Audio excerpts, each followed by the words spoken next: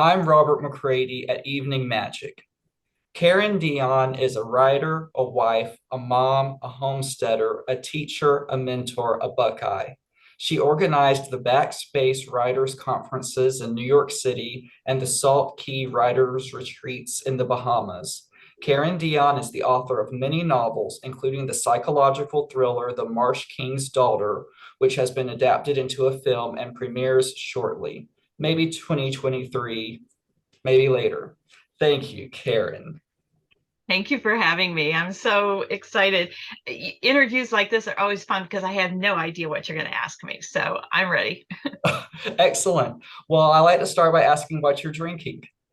Oh, well, I wish it was more interesting than a glass of ice water. But as I was telling you before we went live, I can't Zoom from home. I have terrible internet at home. And so I rent a room in a nearby town.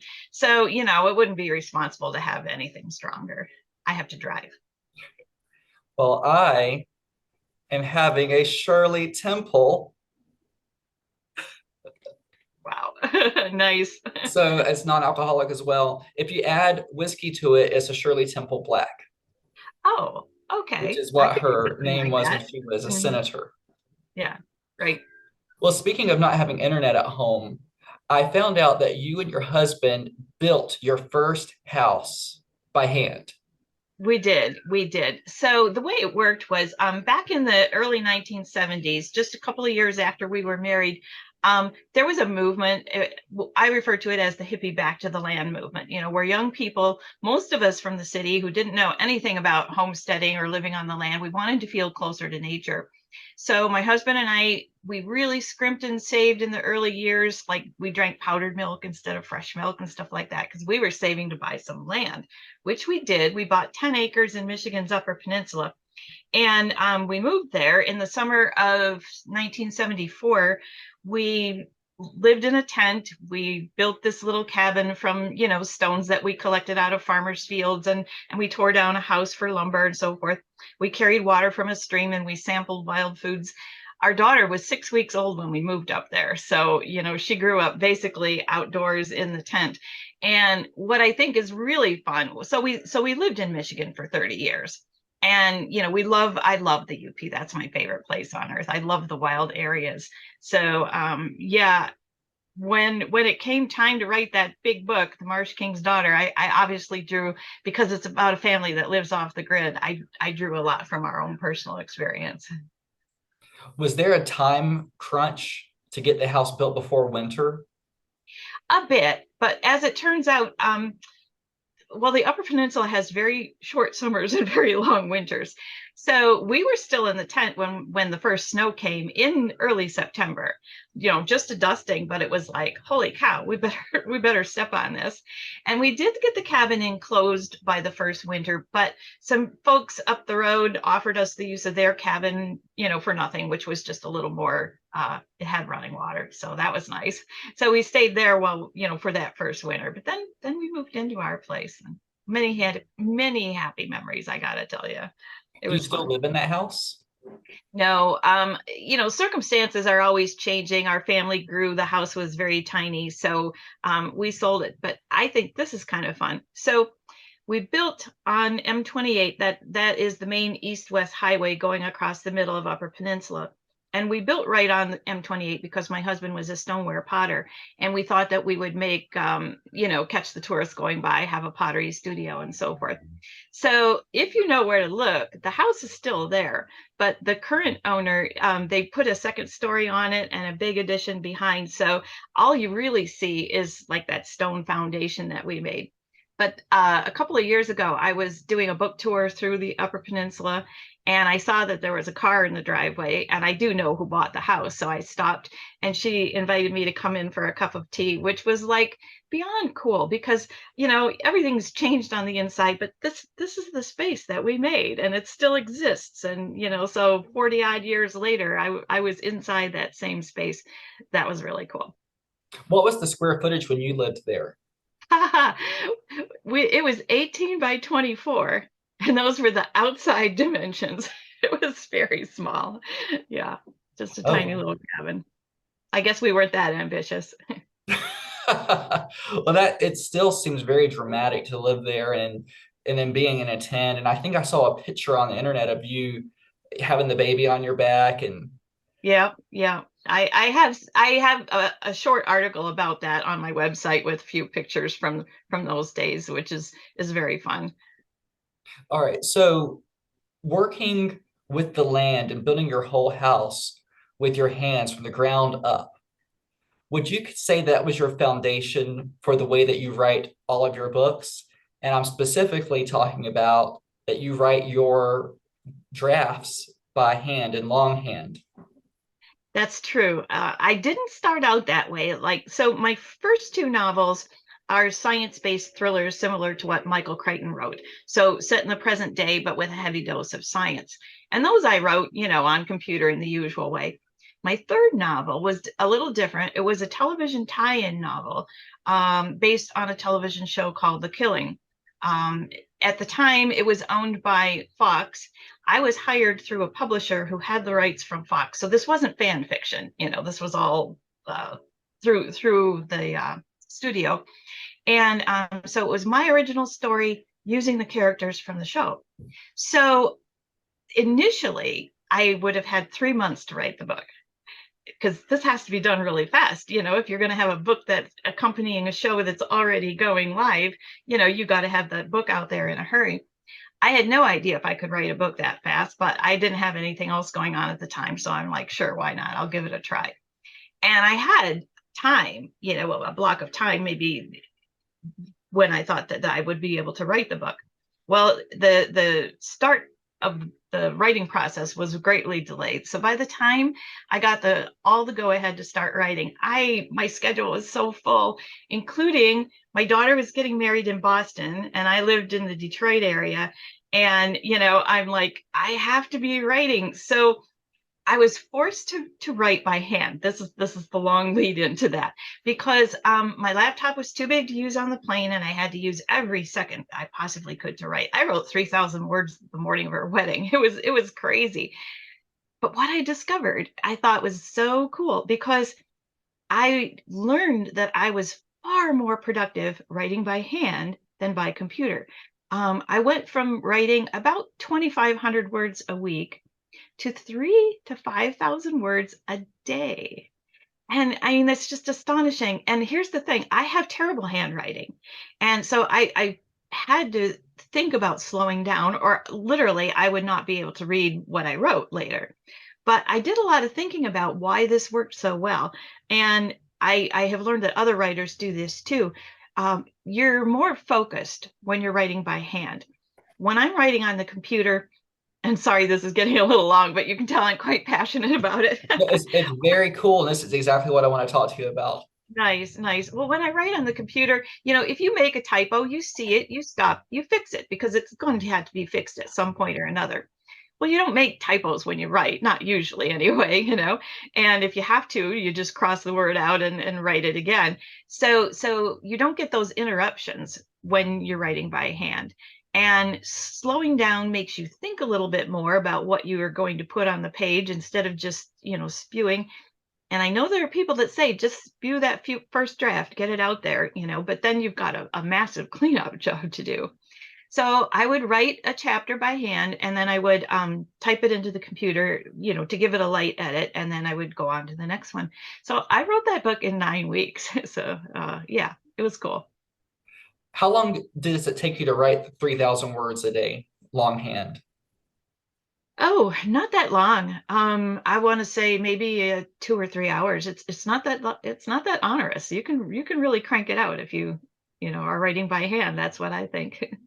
How long does it take you to type it up afterwards? I don't know.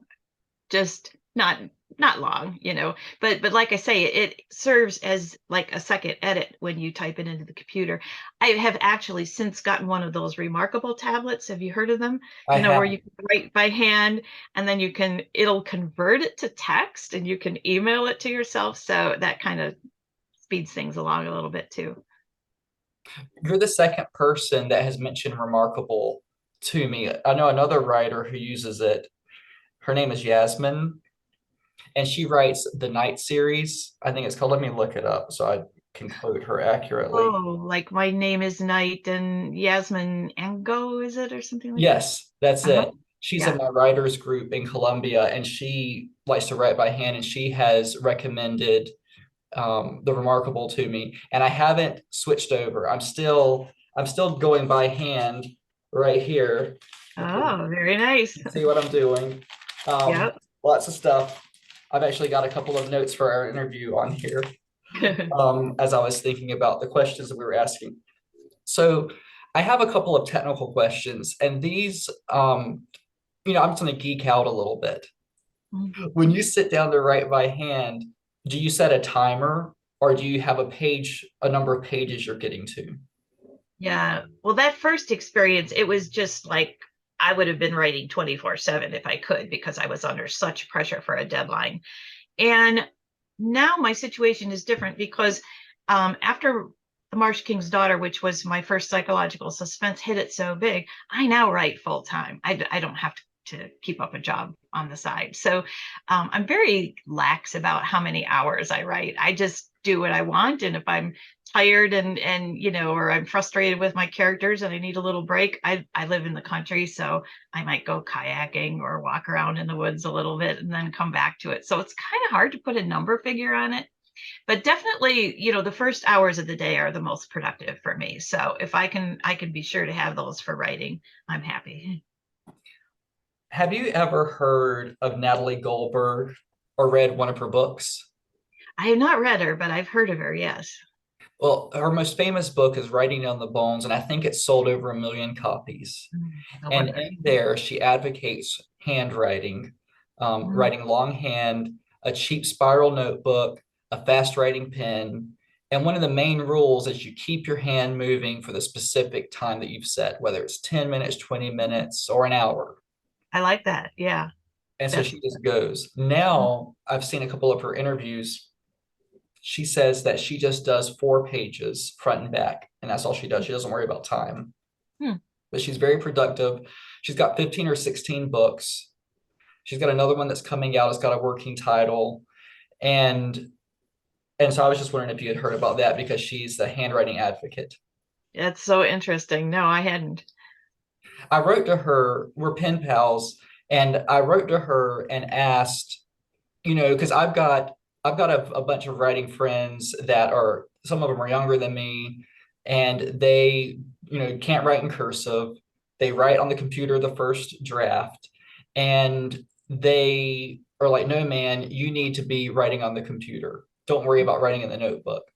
However, I have a ton of resistance to writing that laptop. I got to open it, I got to turn it on, I got to wait, I got to not look at Facebook. I have Mhm. absolutely no resistance to writing the notebook. And I complained about all of this to Natalie Goldberg, and she said that every writer that she knows writes his first draft longhand. That's really interesting. And I want to say too that I think it frees up creativity because you're just doing one thing, as you said, you're writing in a notebook and it's far more portable. So when I was writing The Marsh King's Daughter, there was one point that I I was sitting on a log in the woods. I lived in the city at the time, but I just wanted to get away from home. And one of my most brilliant ideas for the book happened sitting on that log in the woods, writing in longhand. So I think that is a factor too. You're not tied to that screen, which on a screen we do, like you say, all kinds of other things too. So a piece of paper and a pen, that's just more pure, more clean. I think I remember your post about writing on that log, and you had written like 2,000 words out in the woods Yeah. that day. Yeah. I've gone back to your essay many times because I like to just look at what people are writing by hand to try to look for information about it.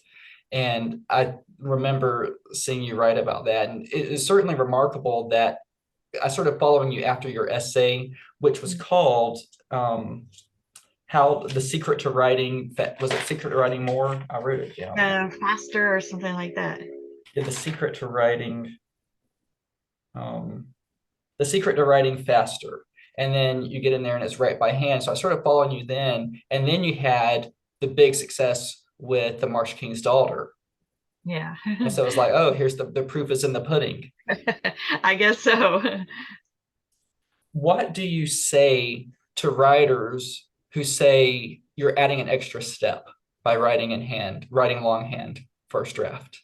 Yeah. Well, my when I write my first drafts and used to write them on the computer, talk about messy, because here's what happens. I get like a brilliant first sentence, right? And you write that down. We're talking on the chapter level. Great first sentence, great first paragraph. Then my mind starts running too fast. And so I start just writing in a really sketchy way. She goes here, she goes there. And that's not the story, but that's what happens. And so then I'm like, okay, now I'm just making notes more or less. So I would go back and I would read that beautiful first paragraph and I'd be like, oh, that's good. Okay, let's make the next one pretty. And so, like I say, I think that adds a lot of steps, to be honest. And again, if people don't, what I say to people who doubt it, try it, because you'll be really surprised at how productive it can be. Excellent. What do you say about schools that are no longer teaching cursive to students? Hmm. Yeah, that's something, my kids are long out of school and I don't have grandkids, but I think that that's a problem. I do not write in cursive though. I print, and Oh, it's really messy. But yeah, let's see. There's my handwriting. I don't know if you oh can wow, see yeah, I it can or see not. it. That's legible, but it can be really bad. I saw just to analyze it a little bit, the way that you wrote the word the T Mhm. and the H are kind of cursive. And Yeah, they are a little bit. Yeah. most adults have a hybrid of Mhm. writing and printing when they're adults. And in France, they never teach printing to children. They only teach cursive. And so by first grade, they all have this really neat handwriting in Nice, their little nice. books. But still in France, the adults have a mixture of cursive and print by the time That's they're adults. That's interesting. I know whenever I see, a letter handwritten in beautiful handwriting, I'm so jealous because, it's really nice. Well, I have to write you a letter sometime. Okay. I like to send them out with stamps. Mm. So do you write every single day? I do, because I feel like you have to make progress, especially we're talking about writing novels, right? In this case, that's what I write. So there has to be progress every day. And if you don't write, it's yes, sometimes you're thinking about it. That's part of it. But until you've got something on the page, you don't have a book. So I'm very adamant that I have to get something down every day. And it might just be like today was a busy day with other things, but this morning early when I was working, I was looking at a chapter and I felt like it needed more depth.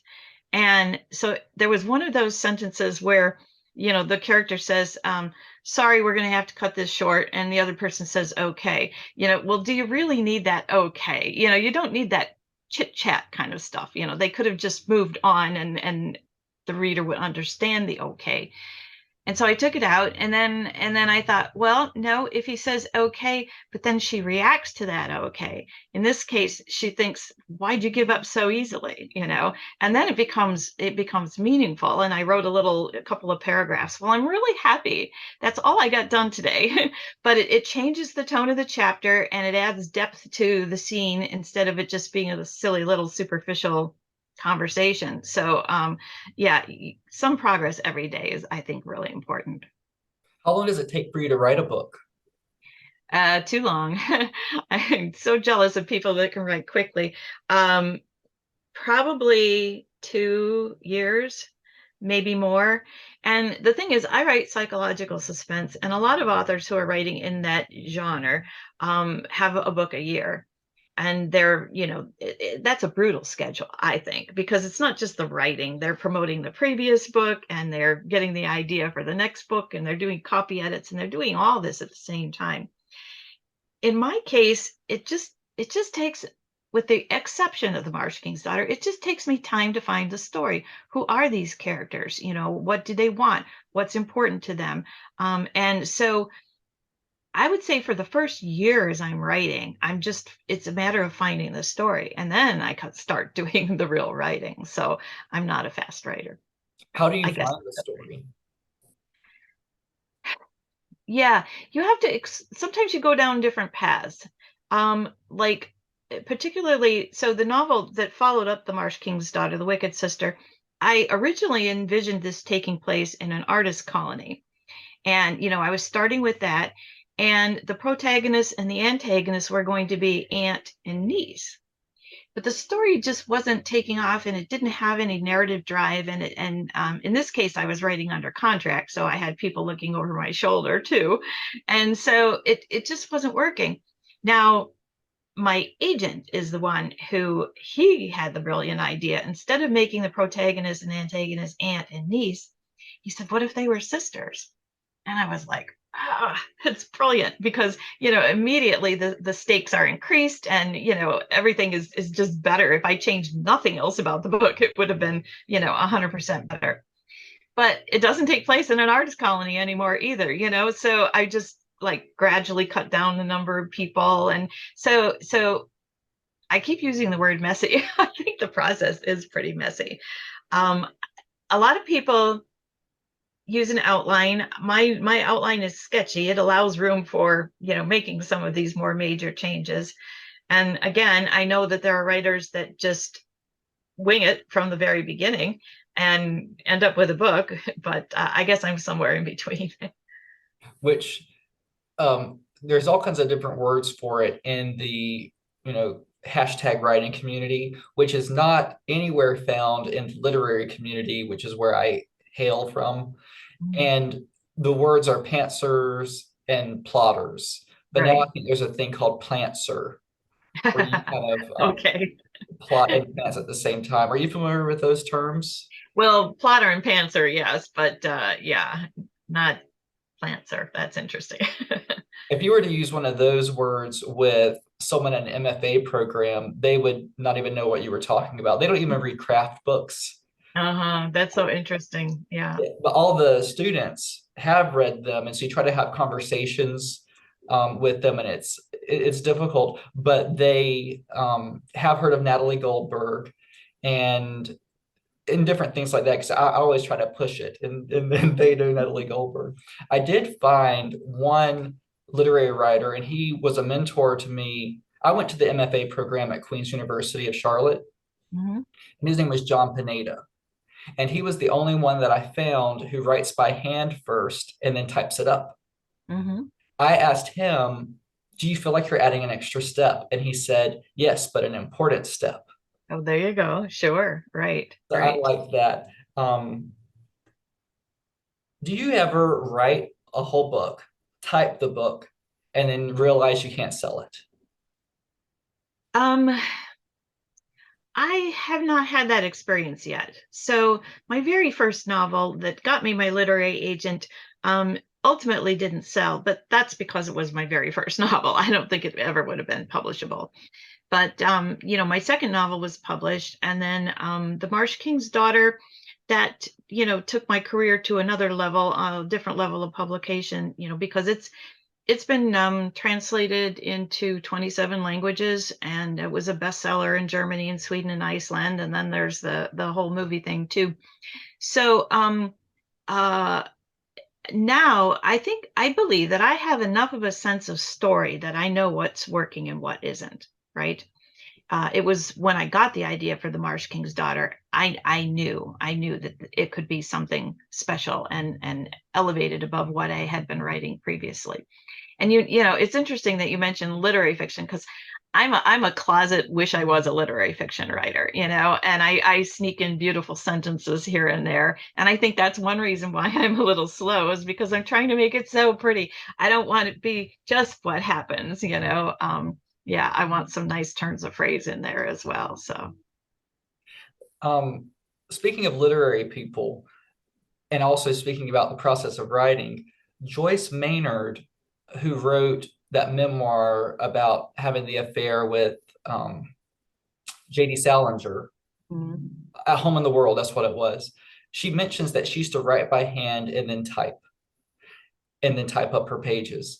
I was at a Zoom, not a Zoom, but she went live on Facebook and was hosting questions, and I asked her if she still did that. Now mm, she only does the computer. Hmm. And she talks about her book Labor Day. She wrote Labor Day in 10 days. And then she sold the book and it became a movie. Yeah. I'm wondering what's the most you've ever written in a day? Oh, wow. Word count? Yeah, word count. Probably up around 10,000. Oh wow. Yeah, well, see, so the Marsh King's daughter, the character came to me in the night, fully formed. I was drawing on my homesteading experience that I mentioned earlier. I didn't have to find the character, I guess you could say. She found me. And as far as the plot of the book is concerned, what I did was I used a Hans Christian Andersen fairy tale to structure the story. So Marsh King's Daughter is told in a dual timeline, past and present. About the past is how this young girl grows up for 12 years in the marsh with her mother and father, never sees another person during that time, thinks her life is normal, and then she finds out that it's not. Well, so writing those chapters for me, it was almost like writing a memoir, and so it I won't say that the book wrote itself because that's an insult, right?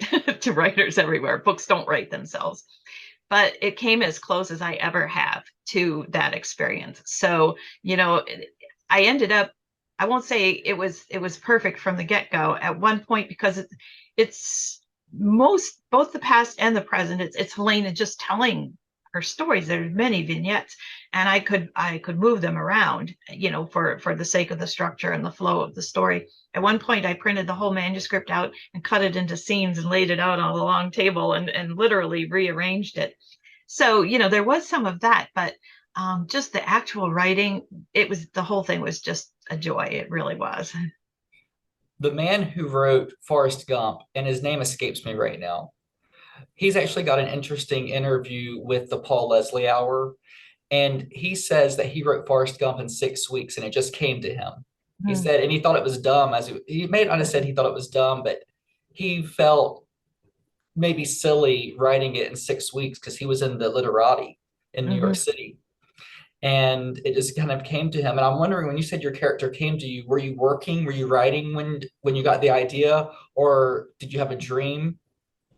Yeah, pretty much that. So this was the situation. I had written those two science-based thrillers. I had written the tie-in novel, which was a detective story. But before my first novel sold, I had started a bigger book. And so I had gone back to that book. It takes place in four, three continents and four time periods. So, it was a massive book. And so I went back I was working on that. My agent loves it. And then, but I needed a backstory for the main character because the main character in the present day, she goes to great lengths to solve this particular mystery. She goes to France, she goes to China. Why? She needs some powerful reasons to care about this. And everything that I was coming up with, my literary agent said, no, that's dumb, that's stupid. Dig deep, he said. So that was my mindset, looking for a character. I woke up in the night with the first sentences of the Marsh King's Daughter fully formed in my head. I was not dreaming about her. The sentences were just there. And the sentences are, if I told you my mother's name, you'd recognize it right away. My mother was famous, though she never wanted to be. Hers wasn't the kind of fame anyone would wish for. J.C. Dugard, Amanda Berry, Elizabeth Smart, that kind of thing, though my mother was none of them. So the sentences, all of that was just poof in my head. And, in the night, I'm thinking, well, this is interesting. So this character is the daughter of the kidnapped victim and the man who took her. And it seemed like it might be a good idea. So, I was too sleepy to write the sentences down. I repeated them over and over in my head. In the morning, I still remembered them. It still looked like a good idea. I wrote up a few more paragraphs in her voice, basically her telling me more about herself, and then sent that to my agent. And I said, would this work as a backstory for that character? And he writes back and he's like, it's cool, it's creepy, it would absolutely work in another book because it was too much backstory to shoehorn into this other novel that I was working on. So I was going to set it aside, and then but in the following days, Helena kept talking to me, and I kept writing snippets in her voice, like imagining what it was like for her mother to raise her in, completely off the grid in these primitive conditions and so forth. And so finally I was like, well, I have to have a story for this character. So I got my books of fairy tales off the shelf from when I was a kid because I was aware, and maybe you know this book, Eowyn Ivy's book, The Snow Child. I It's don't know beautiful. that one. It was it was a finalist for the Pulitzer Prize, and it was their first book. It's set in 1920s Alaska. It's a beautiful book, and it parallels the Russian, I believe it's Russian fairy tale, The Snow Child. And we have the same literary agent, so I thought, well, maybe there's a fairy tale I can use. So I started paging through, and when I found the fairy tale from Hans Christian Andersen, The Marsh King's Daughter, I was just astonished because here are the parallels. So in the fairy tale, the Marsh King's daughter is the daughter of a beautiful Egyptian princess and the evil Marsh King who takes her. Well, the character who came to me in the night was the daughter of, an innocent girl and the man who kidnapped her. The Marsh King's daughter in the fairy tale, it's told from the point of view of the stork and it's set in Viking country. Well, I had set my book in Michigan's far north where I lived. And then, in a cabin surrounded by marsh, right? That's where I already set the book. And the thing about the fairy tale is in the fairy tale, the Marsh King's daughter, by day, she's beautiful like her mother, but she has her father's wicked, wild temper. And then at night, that flips, and she takes on her mother's gentle nature in the guise of a hideous frog. So the fairy tale is all about the struggle of good and bad within us. And my character, who came to me in the night, she's genetically she's half her mother and half her father, right? So which side is going to come to the fore? That became the theme of the book, and then I used excerpts from the fairy tale to lead into the sections in the past and so forth. So you asked, like, did the book come to me in a dream? I guess you have to say yes. It certainly sounds like you're a literary writer Hmm. going back to Hans Christian Andersen and things like that. So maybe you're there. Thanks. I'll take it. Do you think that you were channeling? Well, I'm a very practical and down to earth person. So if you had asked me, I would have said no. But I was Helena, obviously. If I was in those circumstances, I was writing her as me. And yeah, it was like I say, I didn't have to find a character. It was just she was there, and probably you could call it channeling. I think so. Donna Tartt says that she can write anywhere, even on a New York City bus. Hmm. Where do you write? I have the luxury of having my own little writing studio. So not only, okay, financially, the Marsh King's daughter was very good to me. You're set. Yeah. I live in a rural area in the woods, a nice house on a lake, and my office in my home looks out over the lake, and I see wildlife, and it's lovely. But I have a writing studio across the road, dirt road, and I built it. You know how sometimes people are posting pictures of these amazing writing rooms, and I saw one. So it's glass across the front, and the glass comes down the side, and it faces into the woods. And I don't have internet over there. So, when I go over there and write by hand, I'm just like, it's quiet, it's peaceful. Maybe a baby raccoon comes up on my little porch. And since I write books that are set in the wilderness, yeah, it's a very nice place to write from. Do you have a way to heat it or to keep it cool in the summer? Well, I intentionally had it without utilities. And so I do have a kerosene heater for the winter because it's Michigan and it gets cold. And so, in the winter, I'll go over and start the heater, and go back to the house and then go down over maybe a half hour later. But yeah, I like it. I like it, with my battery powered lights and stuff like that. It's very moody, very atmospheric. But that certainly sounds like it. What is your daily life like? I mean, it sounds like you're balanced between the wilderness and society, and you've kind of been, you went from society to working the land, and now you've got a literary career, and you're, going old school except for the remarkable. Uh, what's your daily life like? You're a very interesting person. Well, thanks. Well, when you get really involved in the writing community, which, your intro mentioned that I organized and ran conferences for aspiring writers in New York for a lot of years. And then I organized and ran a week-long writers retreat on a private island in the Bahamas, because, you don't say no to that when somebody wants you to do that. And so, and now I co-host an online author series called The Back Room. And in fact, we have an event tonight. So that was an offshoot of the pandemic. My second novel, The Wicked Sister, came out August 4 of 2020. So that was our first pandemic summer. All of the massive, wonderful real world events that I had scheduled, went poof.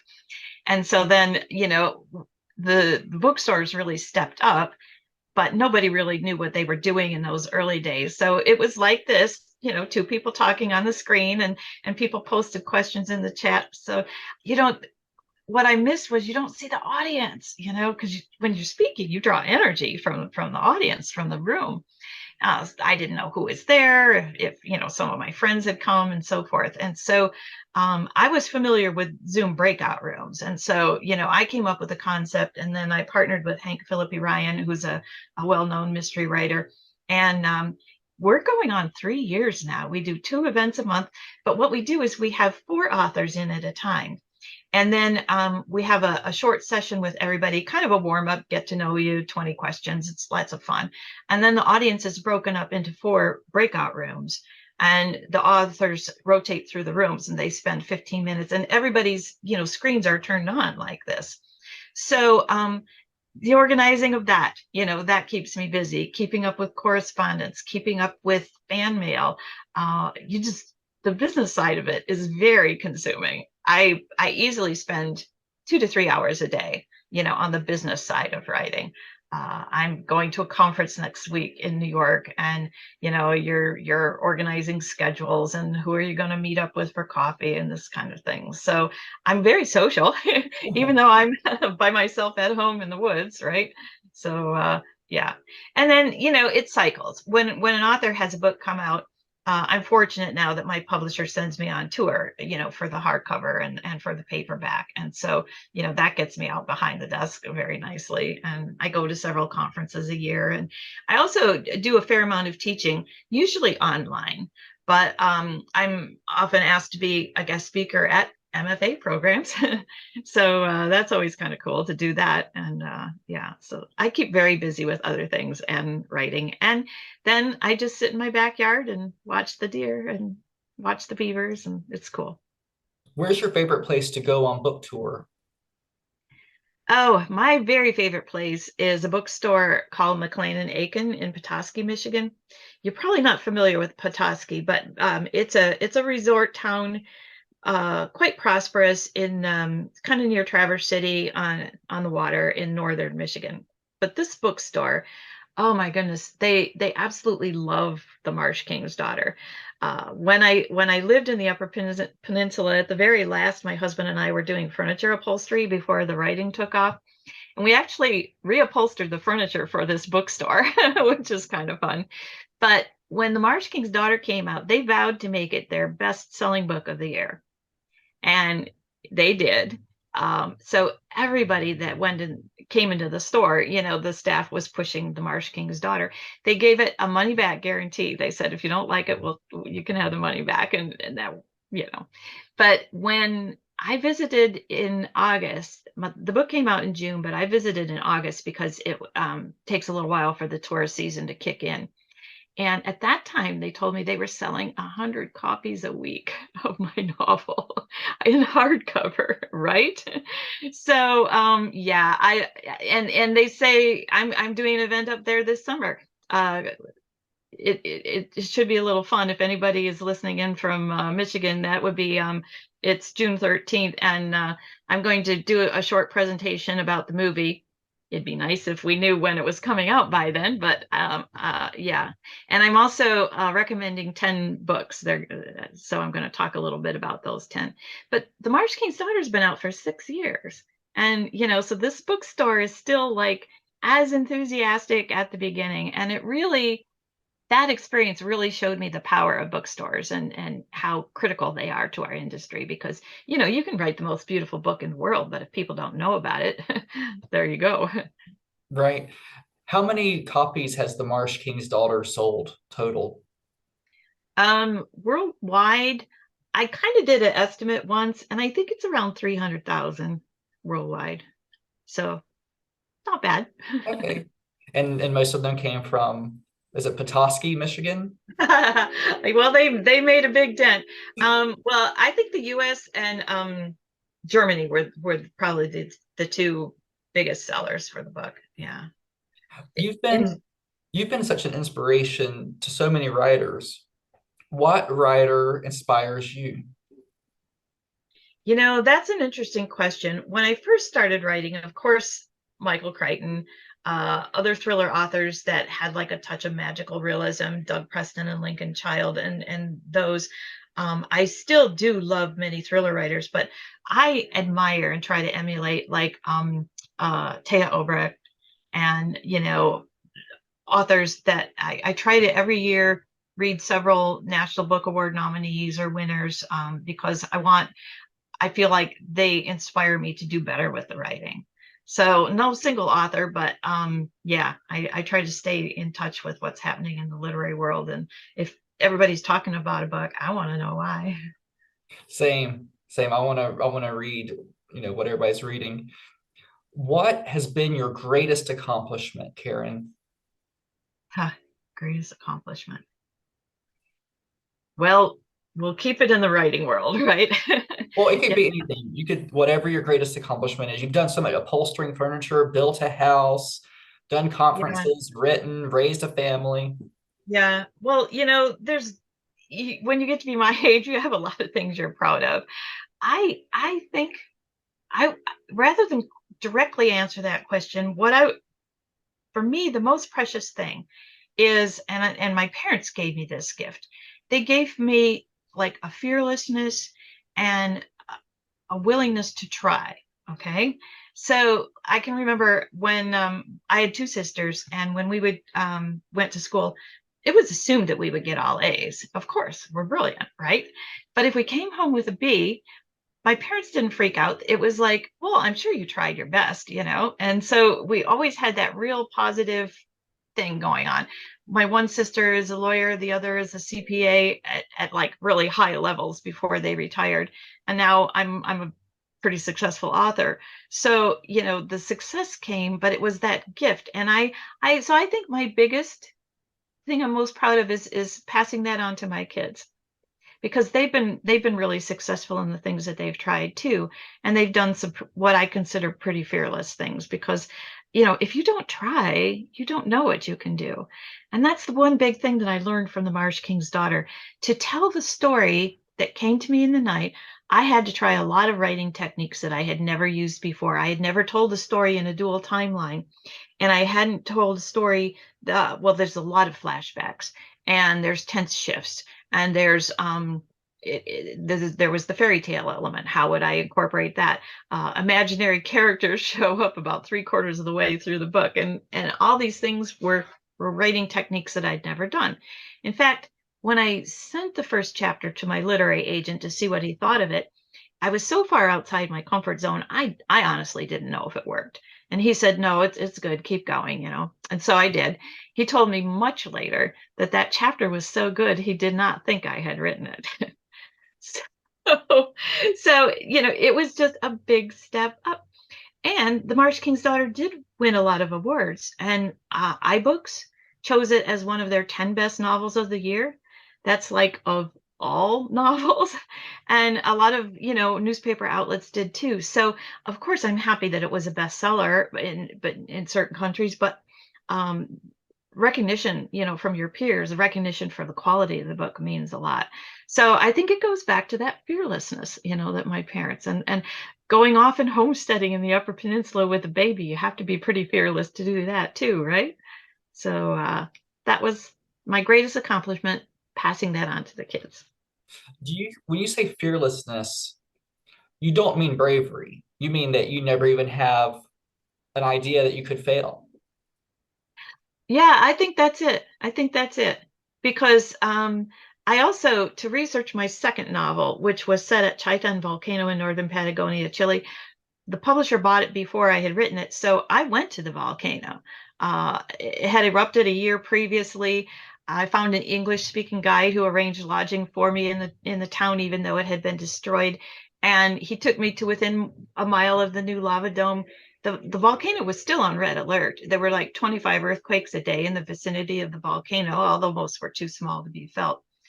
And so you're talking about the fearlessness. versus Yes, the bravery. volcano could have erupted again while I was there. But what are the odds? I don't think so. No, not going to happen to me. Yeah. Have you ever had to deal with failure? Oh yeah, absolutely. I mean, you don't. That's life. And like I say, that's where I think my parents really helped with that because, it's not crushing. It's just like, well, okay, that didn't work. Let's try something else now, or let's learn from it. Okay. So we're coming up on the end of the interview, and the Paul Leslie Hour, which was a radio show out of Atlanta, and now it's a very cool podcast, Anywhere America. He always recommends giving the last portion of the interview over to the guest and letting the guest take over the show to say what is ever on her heart, knowing that it has the potential to reach everyone in the whole entire world. So Oh, at wow. that time, Karen Dion, I'm going to give you the show to say whatever you need to say. All right, all right. Because I'm very passionate about helping other writers, reach their goals. When that was the reason I was doing the conferences, and it was satisfying. My writing career wasn't really going anywhere, and I thought, well, maybe I should just give up writing and do conference organizing instead, because I was giving people the tools to either better their craft or to learn about the industry. And like I say, that was very satisfying.